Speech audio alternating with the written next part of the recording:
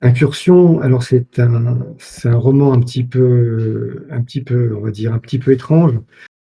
Je qualifierais un roman un petit peu à la croisée des genres, où j'ai voulu faire l'exercice qui est pas simple, mais qui me plaisait beaucoup, de mêler le thriller, la science-fiction et le fantastique. Voilà. Donc on va dire que c'est un roman de genre qui mêle plusieurs univers, et ça a été pour moi, voilà, un vrai plaisir à l'écrire, même si l'histoire a été écrite ça commence à remonter à quelques années, et on va dire, c'est ma première entre guillemets «incursion» on va dire, dans l'univers de la science-fiction, hormis une nouvelle que j'avais déjà publiée, pour Rivière Blanche. Mais voilà, donc c'était une envie que j'avais et qui, j'espère, je saurai le transmettre aux lectrices et lecteurs. Voilà.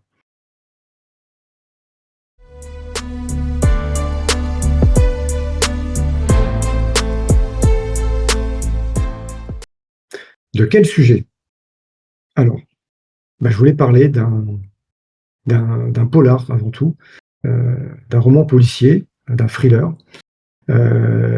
C'était surtout ça qui me motivait, heu et mmh, à travers également, jouer avec le temps, jouer avec le passé, jouer avec les distorsions, du présent, mais ça, je peux pas trop en parler. Heu, En fait, c'était un roman un peu expérimental, où j'avais des idées depuis quelque temps, que je voulais mettre, en histoire, et quoi de mieux qu'un thriller pour tenir en haleine, les lecteurs? Heu, voilà, j'ai pas, on va dire, un sujet extrêmement précis.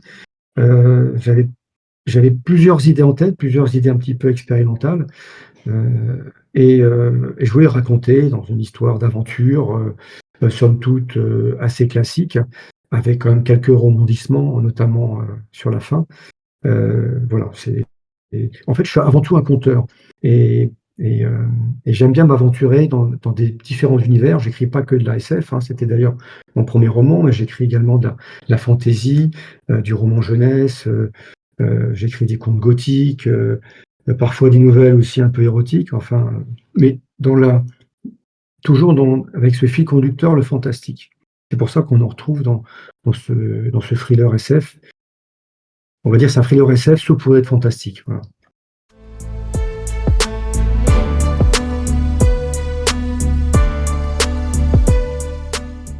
Mais je travaille toujours en musique, heu et donc hem et donc pour cette histoire, et d'ailleurs, les lecteurs vont le découvrir dès les premières lignes, on a tout de suite des ambiances, des couleurs, des atmosphères qui rappellent le film Blade Runner. Ce film a extrêmement marqué, et j'ai écrit ce livre, en écoutant en boucle, des passages de la BO de Blade Runner. Voilà. Parce que j'avais, une envie d'avoir un roman extrêmement visuel, cinématographique. Je suis aussi un passionné de cinéma, beaucoup de curiosité parce que, les personnages, m'ont surpris à certains moments. Heu j'ai ressenti un certain plaisir, et j'ai surtout, plus que ressenti, c'est que j'ai visualisé, assez puissamment certaines scènes, alors d'un point de vue, on va dire, oui, visuel, mais aussi également avec des sons, avec, des bruitages. J'étais on va dire en immersion complète avec ce roman. Ça a été d'autant plus facilité, par le fait que j'écris en musique. Donc, j'avais vraiment l'impression d'être, Heu, plus qu'un créateur, d'être un spectateur. C'est qu'il y a certains moments, et c'est là que ça devient intéressant dans l'écriture, alors c'était pas toujours le cas, parce qu'il y a des moments difficiles où il faut un petit peu cogiter, mais quand vous êtes dans cette phase où les choses se mettent en place et vous ne faites qu'écrire, et quelque part, les choses avancent, et se coordonnent avec une certaine fluidité. Là, ce qu'on ressent, c'est assez jouissif. Ça ne le fait pas dans tous les romans. Il y a des romans où c'est de la douleur je dirais presque à chaque mot. Mais là, ça a été, c'était un vrai plaisir et puis le fait, comment dire? Ouais, je ressentais tout ça, c'est-à-dire, j'avais en moi le film de Blade Runner, j'avais en moi la musique, j'avais mes expériences et je vivais ça assez intensément et c'est ce que m'ont dit, quelques lectrices lecteurs qui l'ont lu, qui sont proches de ces univers-là, qui sont sensibles, à la science-fiction, c'est qu'ils étaient complètement dedans et c'est vrai que, heu, je fais un gros, on va dire clin d'œil et un gros hommage à Philippe K. Dick à travers ce roman, quelque part, à travers aussi ce film qui est Blade Runner, qui est pour moi un chef-d'œuvre. Donc voilà, ça a été quelque chose de très, très organique. C'est ce que j'ai ressenti, heu, c'est, heu, c'est une expérience organique, voilà, je dirais ça.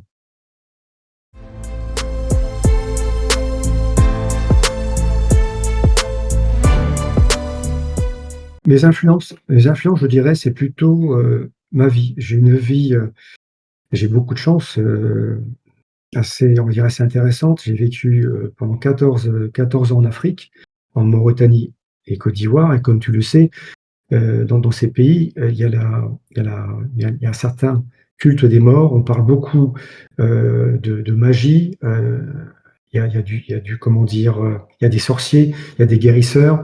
On croit beaucoup, comment dire? Aux esprits et ça m'a énormément marqué, notamment pour toutes les histoires de fantômes, qu'on pourra retrouver dans mes différents romans, différentes histoires. C'est quelque chose qui m'a beaucoup marqué, on va dire cette enfance africaine et il y a une deuxième chose, quand je suis revenu en France, j'ai connu un petit peu ce qu'ont connu tous les coopérants qui sont revenus en France, une sorte de trauma, de blues pendant quelques années, et ça m'a peut-être ouvert un certain champ du possible et de l'impossible. C'est-à-dire que j'ai eu quelques expériences, on va dire, avec peut-être des connexions, des lieux où heu j'ai senti des vies antérieures, des présences, on peut parler de fantômes, des choses comme ça. Et donc forcément, ça se retrouve beaucoup, notamment dans Incursion, que je ne vais pas trop en raconter, pas trop spoiler, mais avec tout ce que je viens d'un petit peu de raconter, heu, Incursion n'aurait pas été si je n'avais pas eu toutes ces vies, toutes ces expériences, on va dire, d'un point de vue un petit peu, ouais, un peu spiritisme, des choses comme ça, surnaturelles. Heu, donc voilà. Il y a une part, qui a été mis sur, papier, consciemment, notamment tous les aspects d'architecture, jouer avec le temps, ça c'est quelque chose qui m'a toujours plu. Le côté esprit, côté fantomatique, bah, ça évidemment c'est vraiment voulu. Après sur le personnage de David Kane, je l'ai étrangement, je l'ai compris qu'après, que le personnage, qui avec son divorce, tout ça, je l'ai écrit comme ça, mais sans m'en rendre vraiment compte, mais je m'en suis aperçu après coup. C'est ça qui est marrant. Mais forcément, quand on écrit une œuvre, même quand on cherche pas à raconter sa vie, heu, on écrit inconsciemment des choses, heu, qui sont liées au vécu. Par exemple, c'est quelque chose aussi que je l'ai vu, par la suite, c'est que j'ai pas mal de romans, notamment Magma, qui j'espère ressortir un jour, où je parle de grands espaces, de grands déserts. J'ai une nouvelle où il y a beaucoup d'espaces comme ça, de beaucoup de solitude. Mais forcément, puisque j'ai vécu, pas mal d'années en Mauritanie et Mauritanie, qu'est-ce que c'est? C'est un grand désert, c'est un grand vide, et forcément on a ça qui revient en nous. De toute façon, tout écrivain, dans tout texte, c'est pour ça, je peux difficilement critiquer un texte. Il y a des textes qui sont mauvais, c'est sûr, il y en a qui sont fabuleux, mais même un texte mauvais ne l'est pas complètement puisque derrière ça, il y a une âme, hein. C'est pas une IA qui raconte une histoire. J'espère qu'on n'arrivera pas là, un jour, même si ça commence, mais heureusement, ça reste encore assez médiocre. Mais derrière toute histoire, il y a une âme et j'ai lu des choses absolument épouvantables, comme tout le monde, mais je dirais même comme un nanar au cinéma ou une série, et ben, ça a quand même son charme. Il y a quelque chose, il faut savoir que dans un roman, dans un film, le mec qui écrit, en général, il met ses tripes et quand même quand c'est pas très bon, bah, tu le sens quand même quelque part et ça reste louable.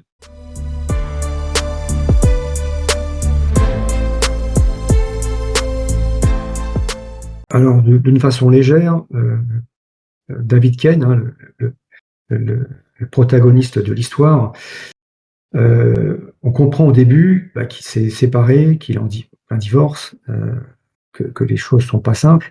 Mais ça, c'est un peu moi, parce que j'ai vécu un divorce qui a pas été simple. J'en parle pas beaucoup, je donne pas forcément les raisons, et c'est pour ça que dans l'histoire, j'en parle pas non plus beaucoup, hein. Ça fait partie du background du personnage, mais je vais pas m'étaler dessus. Donc, le personnage de Lavican me ressemble un petit peu et aussi il me ressemble dans ce que j'aimerais être également, c'est-à-dire tout le courage qu'il a, sa certaine opiniâtreté, ses convictions, même s'il a un côté un petit peu, on va dire, un petit peu, un petit peu triste comme ça avec ce qu'il a vécu. Mais moi j'ai ressenti, cette période-là un peu comme ce personnage. Et oui, je pense que j'ai voulu un petit peu en parler, on va dire en brosser légèrement, cet aspect. J'ai toujours cette peur-là justement, que les personnages nous échappent et d'une manière générale, alors c'est pas toujours le cas, mais quand je commence un roman, en amont, je fais un découpage. Je fais un découpage par chapitre et je vais donner un petit peu les grandes lignes dans ces chapitres de de ce qui va se passer, pour être sûr de ne pas m'égarer. Mais après oui, les personnages nous échappent dans certaines situations et surtout dans les moments de dialogue. Ça, j'aime assez les dialogues. C'est pas quelque chose de simple. Bon, je m'en sors pas trop mal a priori, heu et oui, quand il y a des échanges comme ça entre personnages, il peut y avoir une réponse, qui va moi me donner une idée et puis je vais partir dans quelque chose et ça m'est arrivé de complètement zapper on va dire le découpage, et d'aller dans une autre direction et parfois c'était plutôt chanceux et parfois j'ai dû faire un rétropédalage parce que ça partait dans tout à fait autre chose et c'est un peu le danger.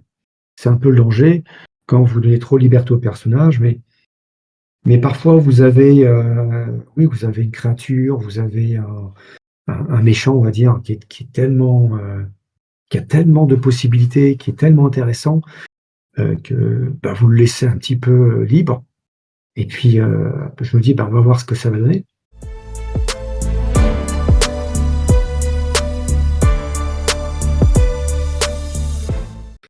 En fait, chaque livre, chaque histoire, c'est un peu un pan de ma vie, avec ses douleurs, ses peines, ses joies.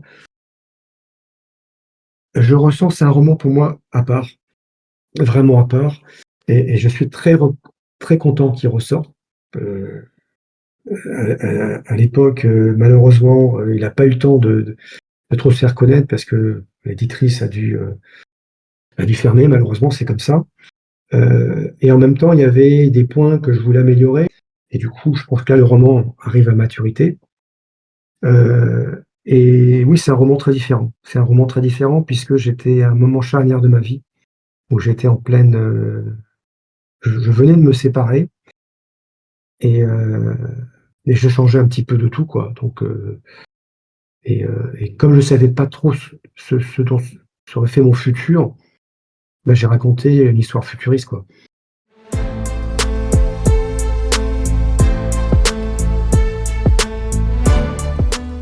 C'est, pour moi, Incursion, c'est une expérience pour le lecteur, pour les lecteurs, les lectrices.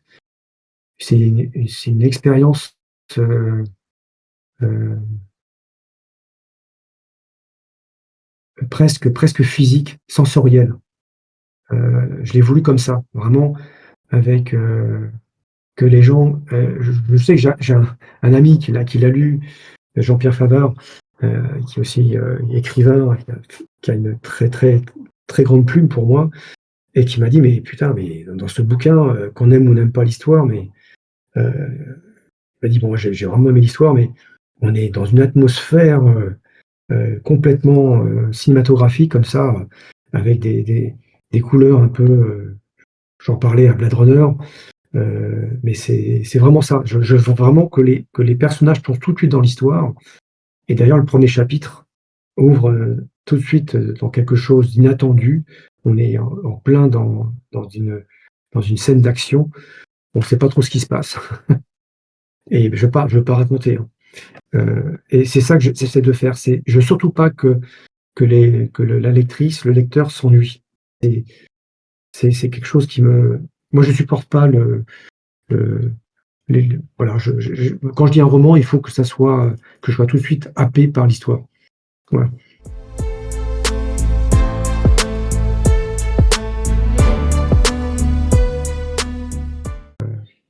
Puis, bah, écoute, je croise les doigts pour la campagne Ulule, on va beaucoup en parler et et puis, je crois savoir on commence à voir des salons à la rentrée, avec, les éditions Youmé et puis bien sûr, moi je serai là le plus possible, hein, pour défendre le livre et en parler.